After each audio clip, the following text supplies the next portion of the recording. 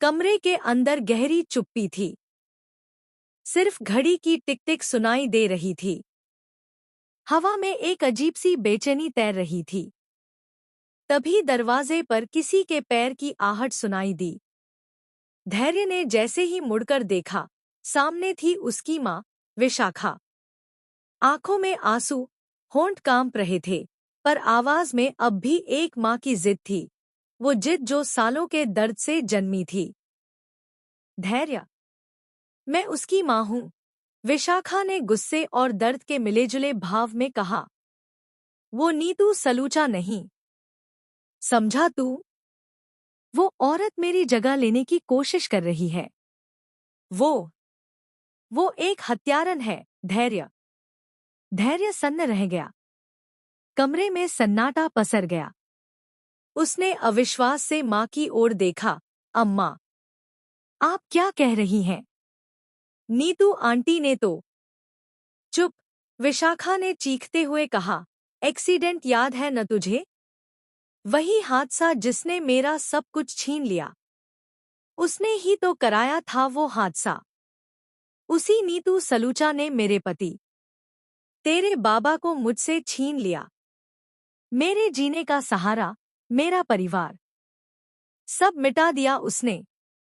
विशाखा की आंखों से बहते आंसू अब लहू बनकर उसकी बातों में उतर आए थे। वो रोती नहीं, धैर्य, वो अभिनय करती है। वो सलूचा और उसका पति, दोनों ने मिलकर पैसे के दम पर मुझे मेरे बेटे से दूर कर दिया। तू सोच भी नहीं सकता मैंने कितनी रातें तेरे नाम की दुआ में रोकर गुजारी हैं। उन्होंने मेरे अमन को मुझसे छीन लिया। वो रो पड़ी। उसकी आवाज इतनी टूटी कि जैसे कोई पुराना घाव फिर से खुल गया हो। मैं अपने अमन के बिना नहीं जाऊंगी।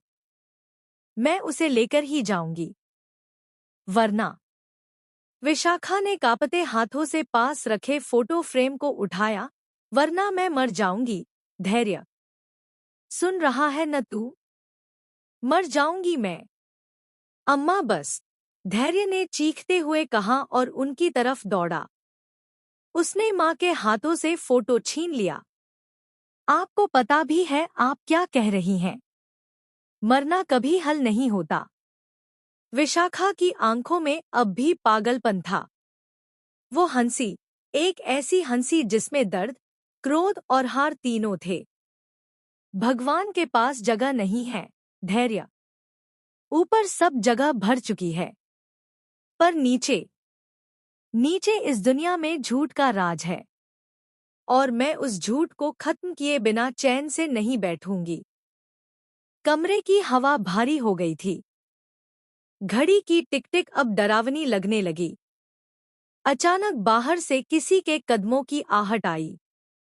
धैर्य ने खिड़की से झांका, कोई नहीं। लेकिन दरवाजे के नीचे से किसी की